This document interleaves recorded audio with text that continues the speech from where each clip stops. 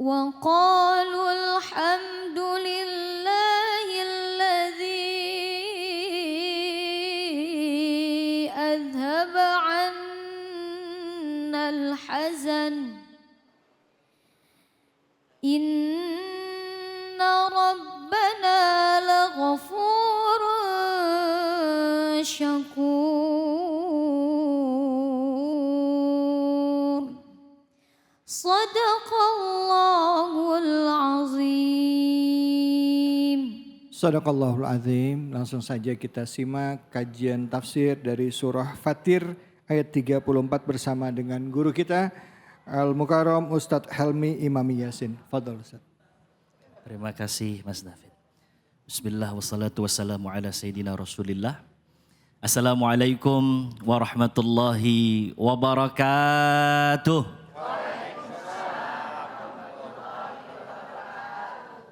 Alhamdulillah, alhamdulillahi hamdan katsiran tayyiban mubarakan fih. Ashhadu an la ilaha illallah wa ashhadu anna sayyidana Muhammadan abduhu wa rasuluhu la nabiyya ba'dah. Allahumma salli ala sayyidina Muhammadin al-fatihi lima ughliq wal khatim lima sabaq nasiril haqqi bil haqqi wal hadi ila siratikal mustaqim wa ala alihi haqqa qadrihi wa miqdarihil azim wa ba'd. Alhamdulillah, puja-puji syukur kita kehadirat Allahur Rabbul Izzah atas segala titipan nikmat yang Allah berikan dan Allah karuniakan pada kita semua. Walaupun kadang nikmat yang Allah berikan sama kita ini kita gunakan untuk sesuatu yang justru menjauhkan kita dari Allah Subhanahu wa taala. Tapi Allah dengan rahman dan rahimnya, dengan kecintaan kepada hambanya, walaupun kita maksiat sama Allah, kita jarang ingat sama Allah. Allah nggak pernah putus untuk memberikan nikmatnya kepada kita semua sampai saat ini. Salawat dan salam semoga selalu tercurahkan kepada junjungan kita Nabi besar, Nabi Muhammad sallallahu alaihi wasallam. Baik, Bapak Ibu sekalian, jemaah cahaya hati yang dimuliakan Allah Subhanahu wa taala. Allah Subhanahu wa taala memiliki nama-nama yang mulia. Bahwa Allah Subhanahu wa taala memiliki nama-nama yang agung. Sehingga Allah Subhanahu wa taala firmankan dalam surah Al-A'raf, "Walillahil asmaul husna fad'uuhu biha." Allah nih punya nama-nama yang agung yang mulia yang hanya cocok disematkan kepada Allah Subhanahu wa taala. Maka berdoalah dengan wasilah nama-nama Allah yang mulia tadi. Nah, di antara nama Allah yang mulia adalah Asy-Syakur. Artinya yang maha mensyukuri. Tadi qari'ah kita Ustazah Nova. Ya Allah, indah sekali. Mudah-mudahan kita juga menjadi ahlul Quran. Min ahlillah wa min khasatih. Ya. Jadi keluarganya Allah. Karena ahlul Quran itu keluarganya Allah. Tadi dibacakan surah Fatir ayat 34. Wa qalul hamdulillahilladzi azhaba 'annal hazan. Orang-orang yang berada di surga, jadi ini adalah orang-orang yang saat di dunia ini mereka bersabar, bersyukur kepada Allah, di balik keterbatasannya tetap berusaha untuk bisa dekat dengan Allah, maka di akhirat diganjar surga oleh Allah Subhanahu wa taala. Di surga inilah mereka berkata kepada Allah Subhanahu wa taala, "Wa qalul hamdulillah." Ya Allah, makasih banyak ya Allah. Begitu bahasa kita mah. Alhamdulillahilladzi azhaba 'annal hazan. Hari ini telah hilang duka kami. Hari ini telah hilang sedih kami, rasa penat kami. Sudah hilang semua digantikan dengan surga yang semuanya adalah kenikmatan darimu. Jadi mengucap alhamdulillah itu sebagai bentuk rasa syukur. Karena saat itu di akhirat udah tidak ada lagi kesedihan. Semuanya kenikmatan dari Allah Subhanahu wa ta'ala. Terus kemudian dilanjutkan lagi. Orang-orang yang berterima kasih kepada Allah mengatakan, Inna Rabbana laghafuru syakur. Sesungguhnya Tuhan kami Allah Subhanahu wa ta'ala itu luas sekali ampunannya. Kesalahan-kesalahan kami dulu yang kecil-kecil diampunin sama Allah. Allah juga syakur. Allah juga maha mensyukuri. Ya. Dalam tafsir wasit, ya, ini tafsir wasit. li fadilatil imamil akbar Syekh Tantawi rahimahullah rahmatal abrar Syekhul Azhar. Ya. Beliau mengatakan syakur ini adalah katsirul ata lil muti'in haitsu a'tahumul khairatul wafirah fi muqabilil a'malil qalilah. Jadi yang namanya syakur bukan sekedar syukur. Tapi syakur ini pemberian yang banyak sekali. Banyak sekali. Ya. Sebagai balasan dari amalan-amalan yang pada saat di dunia itu padahal terlihatnya kecil, remeh, sederhana. Tapi Allah berikan berlipat-lipat dari apa yang diusahakan hambanya untuk Allah Subhanahu wa ta'ala. Maka namanya syakur. Syakur agak sedikit berbeda dengan syakir.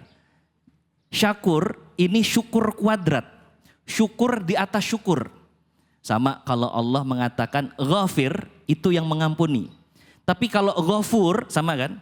Syukur sama syakur. Nah, kalau ghafur walaupun kesalahannya banyak, sebanyak apapun akan diampuni oleh Allah. Syakur juga begitu.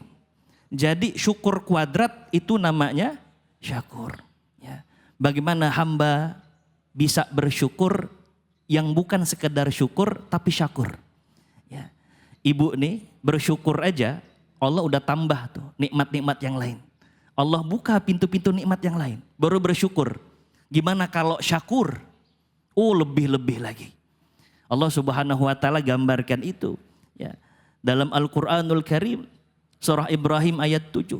Wa iz ta'azzana rabbukum la in syakartum la azidannakum. Ini ayat sering kita dengar nih.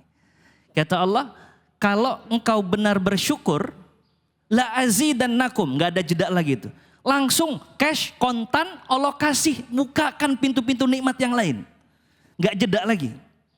Ya. La in syakartum la azidannakum. Ya. Itu baru syukur. Apa kabarnya orang yang syakur? Ya. Maka orang yang syakur ini, bagaimana cara biar jadi orang yang enggak sekedar syukur, tapi syakur. Ini kita bersyukur atas nama Allah Asy-Syakur. Ya. Dijelaskan dalam kitab tafsir. Untuk menjadi seorang yang syakur ini zuhuru ni'matillah ala lisanil abdi sana'an wa'tirafan wa ala qalbihi syuhudan wa mahabbatan wa ala jawarihihi inqiyadatan wa ta'atan. Untuk bisa syakur tuh maka kita harus memuji Allah enggak hanya di lisan tapi betul masuk dalam hati. Jadi makasih ya Allah, betul-betul ngucapin terima kasihnya itu. Enggak sekedar mengucap alhamdulillah, alhamdulillah, tapi betul-betul ya di dalam qalb, di dalam hati itu. Ya, syuhudan wa mahabbatan. Jadi kalau kita mengucap syukur sama Allah, terus kemudian dibenarkan dalam hati, hadza huwa syakur. Apalagi setelahnya akan terlihat, nampak dari amal perbuatan kita. Orang yang bersyukur sama Allah akan hadir ketaatan kepada Allah, ketundukan kepada Allah, amal-amal soleh yang maksimal kepada Allah. Ya, ini syakur. Ya. Bagaimana menjadi syakur? Seperti Rasulullah SAW. Ya. Dikisahkan dalam beberapa riwayat, salah satunya riwayat dari Ummul Mukminin Aisyah radhiyallahu anha. Aisyah menyaksikan suaminya Rasulullah SAW sholat malam, kakinya pecah-pecah, hatta tawarromat qadamah. Begitu bunyi hadisnya. Kaki pecah-pecah karena sholat. Kalau kita pecah-pecah karena jalan jauh masih mungkin. Ya, pecah-pecah karena perjalanan panjang itu masih mungkin. Tapi pecah-pecah karena sholat. Terus Aisyah radhiyallahu anha nanya, lima tasna'u dzalika ya Rasulullah, wahai suamiku. Kok sebegitu amat sih ibadah? Bukankah engkau sudah dijamin oleh Allah bahwa dosa-dosamu sudah diampuni oleh Allah? Yang lalu, yang masa datang itu udah dihapus. Tapi kok masih ibadah kayak begini? Jawaban Rasulullah apa? Afala uhibbu an akuna abdan syakura. Emang gak boleh saya menjadi hamba Allah yang syakur. Nah, jadi ibadah optimal maksimal sebagai bentuk rasa syukur kita kepada Allah Subhanahu wa ta'ala namanya syakur. Gimana supaya hadir syakur itu dalam diri kita? Nah, yang pertama, banyak-banyak kita mengingat nikmat yang Allah kasih sama kita. Ini sering luput dari kita. Gara-garanya kita fokus sama kekurangan yang kita miliki. Gara-garanya kita fokus sama bala, sama ujian yang Allah titipkan. Akhirnya nikmat-nikmat Allah yang lain tuh tercover, ketutup gitu. Ya, kita dikasih ujian sama Allah, itu yang kita fokus. Sementara nikmat yang lainnya yang banyak itu malah gak kita pikirkan. Gak kita sadari itu. Ya. Nikmat Allah kan banyaknya luar biasa. Ya. Maka hadirkan itu. Tangan sehat bisa menggenggam. Coba tanya sama orang-orang yang sakit asam urat itu. Ya Allah, ibu-ibu kalau senyum berarti praktisi sama saya, sama-sama. Kalau lagi kambuh tuh ya Allah tangan ngebetnya luar biasa. Mau ngambil minum aja susah. Ya. Terus kemudian mata masih terang walaupun dengan bantuan kacamata. Coba Allah kasih ya, bintitan misalnya. Aduh gak enak. Ya. Lidah masih bisa ngerasa, enak betul. Kasih Allah sari awan coba. Setengah lidah sari awan. Banyak bener. Satu aja. Kena lagi sama jeruk nipis. Aduh. Tapi Allah kasih kita nikmat luar biasa. Itu yang jarang kemudian kita bayangkan, kita hadirkan dalam diri kita. Nikmat yang banyak itu. Nikmat punya anak-anak, nikmat punya pasangan hidup yang pengertian, dan nikmat-nikmat yang lainnya. Kadang-kadang juga kita ngiri sama orang tuh. Ngelihat orang lebih enak padahal masing-masing udah punya sendiri ukuran dan takarannya. Maka hadirkan itu. Di dalam hati kuatkan, terus lisan mengucapkan. Maka kalau kita udah sadar bahwa Allah ngasih banyak betul ya buat kita ya. Maka gak etis rasanya Allah udah ngasih banyak sama kita tapi kitanya gak berbuat apa-apa untuk Allah. Maka hadir tuh nanti rasa pengen ibadah. Nah kalau rasa pengen ibadah itu berlandaskan rasa syukur, itu dapat lagi pahalanya itu. Kita nih mau sholat, alhamdulillah ya Allah, kau kasih tangan yang sehat, kaki yang sehat, masih bisa berdiri dengan tegak. Ya Allah, ini dahi masih bisa sujud. Aku gunakan untuk sholat ya Allah. Itu pahalanya berlipat itu. Ya. Pahala mahabbah kecintaan sama Allah, pahala kita taat sama Allah, pahala syukur sama Allah. Semua berpahala di sisi Allah subhanahu wa ta'ala.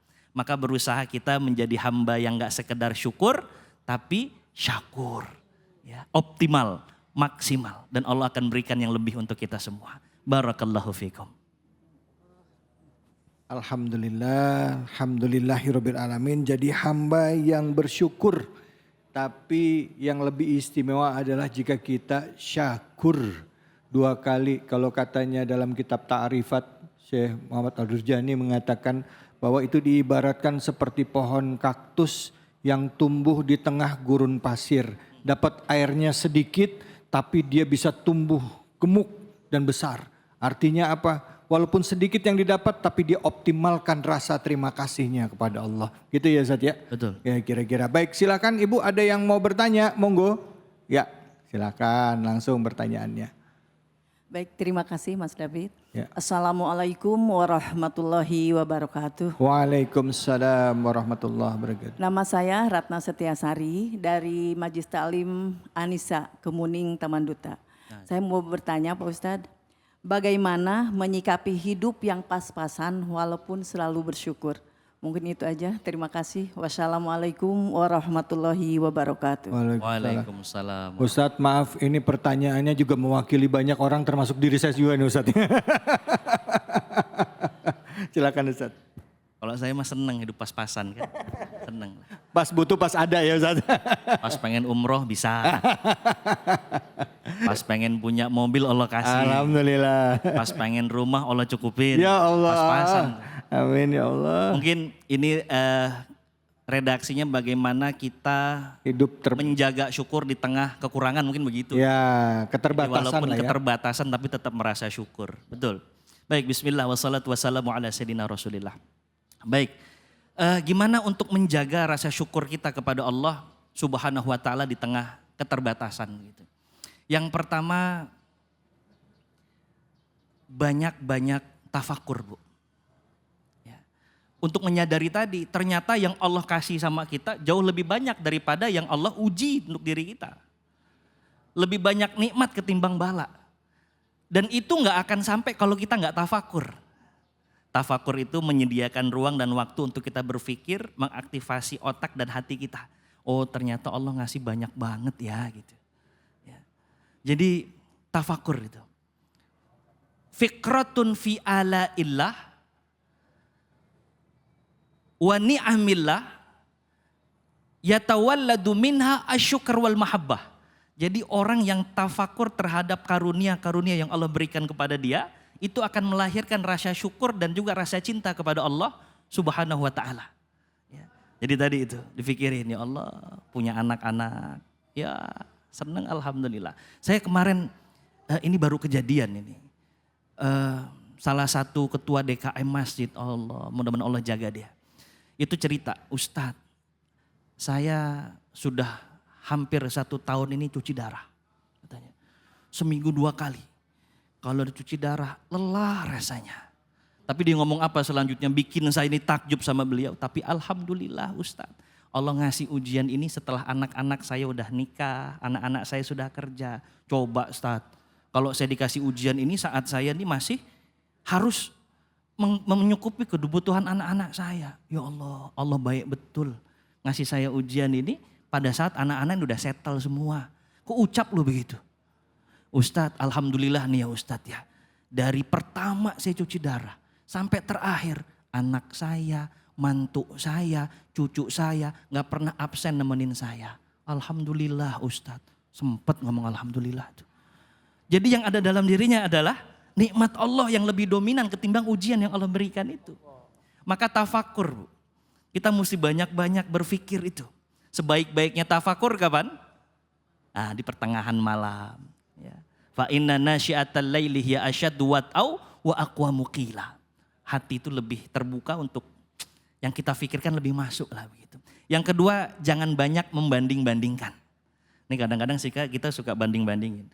Ada seorang ibu lagi bawa 2 anaknya, terus kemudian jalan kaki ngantar sekolah, tiba-tiba dia ngelihat ada seorang wanita lagi ngendarain mobil. Enak ya, itu orang ngendarain mobil. Coba kalau saya punya mobil anak-anak gak kepanasan begini. Yang di mobil juga bilang, ya Allah enak udah punya anak kayak begitu. Saya udah bertahun-tahun belum punya anak. Gitu. Jadi Allah sudah ngasih ukurannya gitu. Kadang-kadang kita ngelihat rumput tetangga ini lebih hijau ketimbang rumput sendiri gitu. Maka jangan banyak membanding-bandingkan, qanaahlah, berpuas hatilah terhadap apa yang Allah tetapkan kepada diri kita. Ya. Maka kata Imam Syafi'i, idza ma kunta dza qalbin qanu'in fa anta wa malikud dunya sawa. Kalau kamu bisa punya jiwa yang qanaah, maka kamu sama dengan raja-raja di dunia ini. Barakallahu fikum. Ya. Begitu Mas David. Alhamdulillah, 2 intisari ya. Tafakur dan tadi qanaah ya. Qanaah itu bersyukur dengan yang ada ya, nggak serakah gitu. Baik, terima kasih banyak Ustadz. Ibu sudah ya Bu ya. Alhamdulillah, alhamdulillah. Terima kasih ilmunya Ustadz. Setelah ini kita akan ngaji bareng bersama dengan guru kita Kiai Munawir. Ngajirnya ngajir. Kami akan kembali lagi. Tetaplah di Cahaya Hati Indonesia.